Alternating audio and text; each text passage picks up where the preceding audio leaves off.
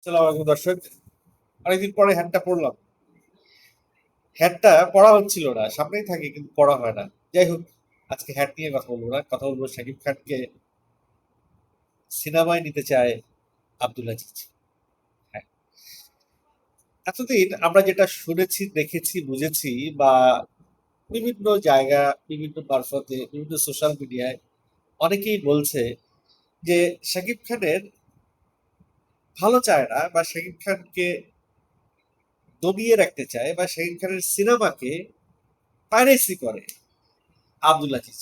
অর্থাৎ এক কথায় বলতে গেলে শাকিব খানের শত্রু।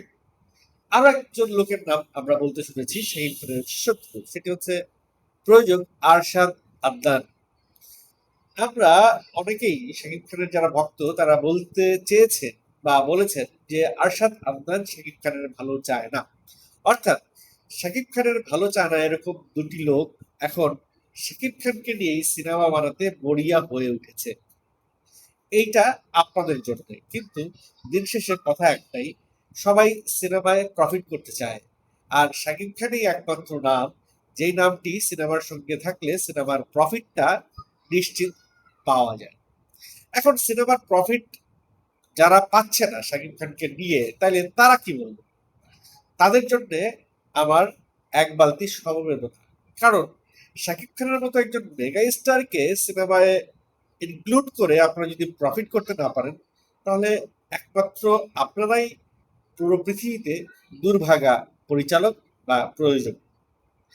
শাকিব খানকে নিয়ে যখন একটা সিনেমা বানাবে, দেখেন আমি রকস্টার আর প্রিন্স দিয়ে উদাহরণ টানছি আপাতত, কারণ লাস্ট দুইটা সিনেমায় রকস্টার আর প্রিন্সই তো, যে দুইটা সিনেমা শাকিব খানের বড় বাজেটের সিনেমা, কিন্তু প্রফিট সেভাবে আনতে পারছে না। দেখেন প্রিন্সের যে কত গোলমাল করছে প্রযোজক আর পরিচালক, কত ব্লেন্ডার করছে, সেটা কিন্তু প্রিন্সের শুটিং শুরু হওয়ার সাথে সাথে আমি বলা শুরু করেছিলাম।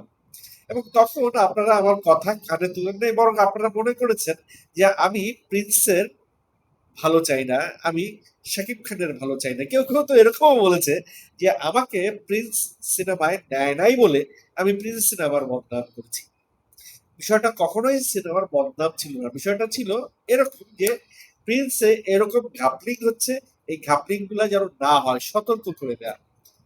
দেখেন, একটা প্রজেক্ট যখন সরকারি কাজের জন্য একটা প্রজেক্ট যখন চলে, তখন সাংবাদিকরা সেই প্রজেক্টে কোনো দুর্নীতি হলে সেই দুর্নীতিগুলো তুলে আনে রিপোর্টে। তার মানে এই না যে সেই সাংবাদিক চায় না যে সেই প্রজেক্টটা খারাপ হোক বা সেই প্রজেক্টটা না হোক। তো ব্যাপারটা বোধহয় আমি বুঝাইতে পারছি, এটা নিয়ে আর বেশি কথা বলার দরকার নেই। কথা বলছিলাম যে আব্দুল আজিজ সাহেব এই মুহূর্তে শাকিব খানকে নিয়ে সিনেমা বানাইতে চান, এবং আশানুরূপ শাকিব খানকে নিয়ে সিনেমা বানাইতে চান। আশাদ আদনান এবং হিমেল আশরাফের একটি ছবি আমরা অলরেডি সামাজিক যোগাযোগ মাধ্যমে দেখে ফেলেছি, যেই ছবিতে আশাদ আদনান বলছেন যে তিনি কথা দিয়েছিলেন বাংলার ইতিহাসে খুব বড় বাজেটের একটি সিনেমা তিনি বানাবেন, যেটি বাংলাদেশকে ধারণ করে, বাংলাদেশের সংস্কৃতিকে ধারণ করে, বাংলা ভাষাকে ধারণ করে, বাংলাদেশের সৌজন্যতা ধারণ করে। এবং একই কথা তিনি কিন্তু সাগর সাহেবের সঙ্গে যখন দেখা করেছিলেন, তার সঙ্গে দেখা করেও বলেছেন। তার মানে সাগর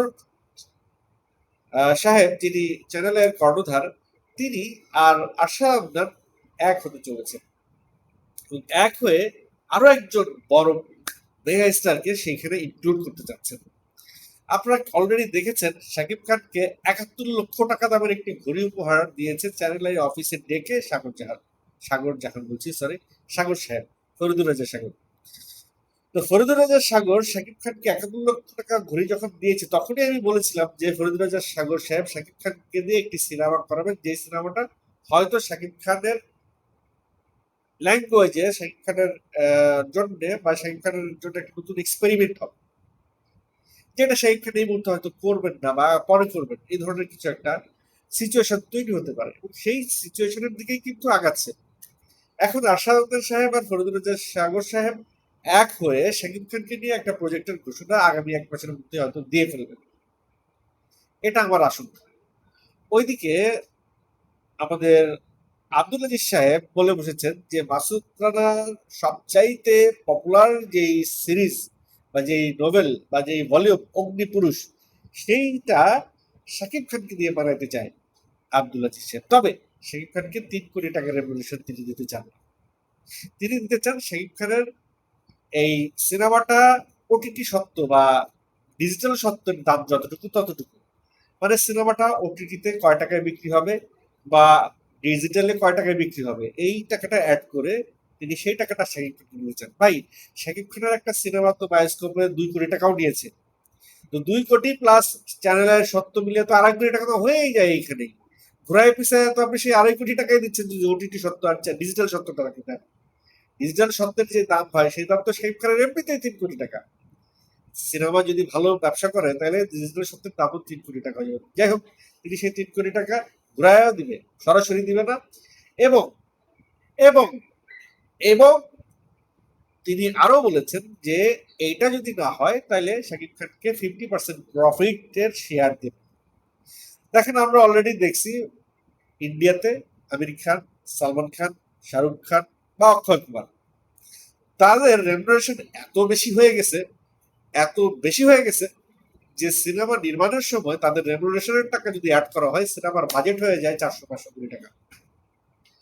সেই জায়গা থেকে তাদের রেমুনারেশনটা যদি একটু প্রফিট শেয়ারে দেওয়া যায় তাহলে তাদের তখন সিনেমার বাজেটটা অর্ধেক চলে আসে, সিনেমার নির্মাণ ব্যয়টা অর্ধেক চলে আসে। এখন শাকিব খানকে দিয়ে যদি আব্দুল আজিজ সিনেমা বানায়, সে চিন্তা করতেছে শাকিব খানকে যদি প্রফিট শেয়ার দেওয়া যায়, সিনেমার প্রফিট শেয়ার যদি তাকে দেওয়া যায়, তাহলে সে সিনেমাটা বানাবে 2-3 কোটি টাকায়। কারণ শাকিব খানের বাজেট 3 কোটি টাকার, সিনেমার পিছনে সে 3 কোটি টাকা ব্যয় করবে। তো 3 কোটি টাকা দিয়ে সিনেমা বানায়, সিনেমা যদি সে প্রফিট করতে না পারে, ইন এনি কেস তার নির্মাণ যদি খারাপ হয়, তার প্রচার প্রচারণা যদি খারাপ হয়, তার গল্প যদি খারাপ হয়, তার চিত্রনাট্য যদি খারাপ হয়, তার এগুলো তো আর শাকিব খানের দোষ না। তিনি 2টা মাসুদ রানা বানাইছেন, সেটার যদি ইয়ে ভালো হইতো, নির্মাণ ভালো হইতো, গল্প ভালো হইতো, চিত্রনাট্য ভালো হইতো, মেকিং ভালো হইতো, নায়ক নায়িকার পারফরমেন্স ভালো হইতো, কিছু তো একটা ভালো হওয়া দরকার, যেটা ভালো হলে সেই সিনেমাটা চলতো বাংলাদেশে। কিন্তু বাংলাদেশে তো সেই সিনেমা চলে নাই। ইভেন থ্রিলার সিরিজের একটা গল্পে তিনি গান ঢুকাই দিচ্ছেন, মাসুদ রানার মতো একটা গোয়েন্দা গল্পে, থ্রিলার টাইপের গল্পে, যেটা ইতিহাসে বিরল, মানে এই মুহূর্তে বিশ্বের কোন থ্রিলার সিনেমাতে গান ব্যবহার করা হয় না। তো তিনি এই থ্রিলার সিনেমায় মাসুদ রানায় গান ব্যবহার করছেন। এটাই তো তার সিনেমার জন্য সবচাইতে বড় নেগেটিভ পয়েন্ট আমার কাছে মনে হয়। দর্শক, আপনারা যদি আমার সঙ্গে একমত হয়ে থাকেন কমেন্ট করে জানাবেন।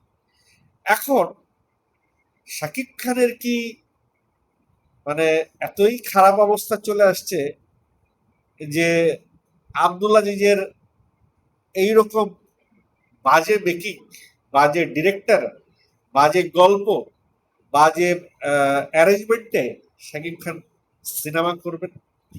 অবভিয়াসলি আমি বলবো যে দেয়ার ওয়ার সাম মিস্টেক্স। আমি মাসুদ রানা দেখি নাই, এমআর9 দেখছি।